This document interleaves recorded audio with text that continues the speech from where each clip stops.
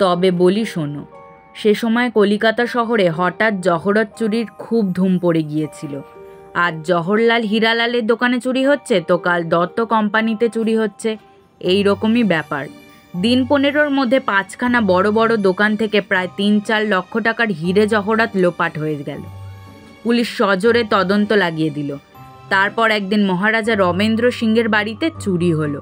মহারাজা রমেন্দ্র সিংহের পরিচয় দিয়ে তোমার অপমান করব না, বাঙালির মধ্যে তার নাম জানে না এমন লোক কমই আছে। যেমন ধনী তেমন ধার্মিক, তার মতো সহৃদয় দয়ালু লোক আজকালকার দিনে বড় একটা দেখা যায় না। সম্প্রতি তিনি একটু বিপদে জড়িয়ে পড়েছেন, কিন্তু সে থাক। ভালো ভালো জহরত সংগ্রহ করা তার একটা শখ ছিল। বাড়িতে দোতলার একটা ঘরে তার সংগৃহীত জহরতগুলোর কাচের শোকেসে সাজানো থাকতো। সতর্কতার অভাব ছিল না, সেপাই শান্তি চৌকিদার অষ্টপ্রহর পাহারা দিত, কিন্তু তবু একদিন রাত্রিবেলা চোর ঢুকে 2জন চৌকিদারকে অজ্ঞান করে তার কয়েকটি দামি জহরত নিয়ে পালালো। মহারাজের সংগ্রহে একটা রক্তমুখী নীলা ছিল, যেটা তার অত্যন্ত প্রিয়। নীলাটাকে মহারাজ তার ভাগ্যলক্ষ্মী মনে করতেন, সর্বদা আঙুলে পড়ে থাকতেন।